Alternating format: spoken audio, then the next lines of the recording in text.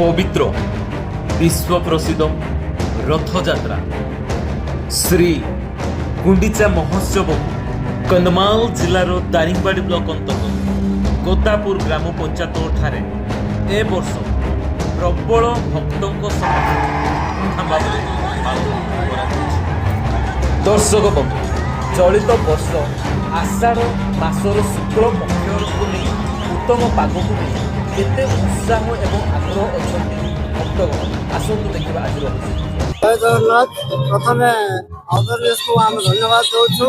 ये जो आषाढ़ शुक्ल पक्ष आम रथयात्रा अनुष्ठित होची चलित वर्ष बहुत भल पाग देछि। जो आमर रजा राजुड़ा अमल राजीव लोचन देव थे नलिनकांत देव थे एवं पुत्र विनोद कुमार देव से कार्यटी अनुष्ठित कर ग्रामवासी आम सहयोग करुँ। वर्ष भी बहुत आडंबर यात्राटी आरंभ होती शेष हम पुलिस प्रशासन एवं जनसाधारण आम ग्रामवासी समस्त सहयोग अनुरोध क्रमे सब यात्रा सफल हम बोली आमर आशा। धन्यवाद। आमर निर्धारित होता जेहेतु दुईटा आधार पहुँच भी जाओ बोली तथापि आम 5-10 मिनट लेट होती लेट हेल्ले शांति श्रृंखला मध्य आमर पहुँच भी जाइए। बर्तमान ठाकुर ऊपर को जी ऊपर गला रथ टणा हम। सर कौन कहे पवित्र रथयात्रा उपलक्षे आप गोतापुर ठारे उपस्थित अच्छा कौन कहे ए वर्ष रथयात्रा को नहीं अंचलवासी?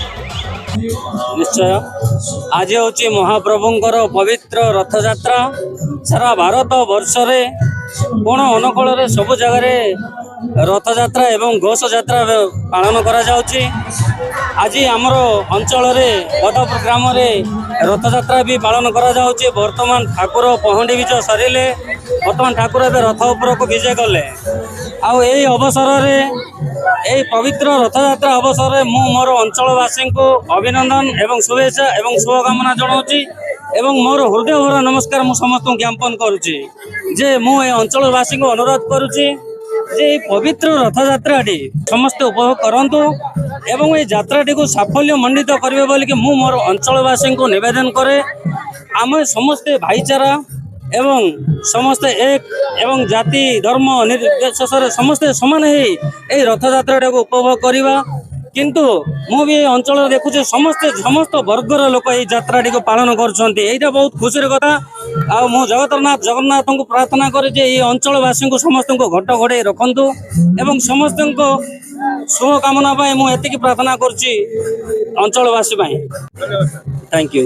मो ना पवित्र प्रधानी ग्राम गोतापुर यूथ प्रेसिडेंट आमर अंचलवासी को प्रथम स्वागत करुच्ची एत बड़ यात्रा को यात्रा समस्ते आसी भक्त मैंने बहुत गहली भी अच्छा प्रति वर्ष जो प्रकार होती भल है लगुच आग को गत वर्ष को आमर रथड़ा पूरा डिजाइन काम हम बोली आशा रखी ग्रामवासी एवं समस्त को अनुरोध यात्रा उपस्थित रही समस्ते भगवान को आशीर्वाद नि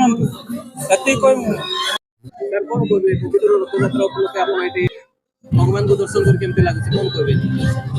सर्वप्रथमे पवित्र घोष यात्रा व रथयात्रा उपलक्षे मो बामणिया मंडल अंचलवासी को प्रथम हार्दिक शुभेच्छा शुभकामना।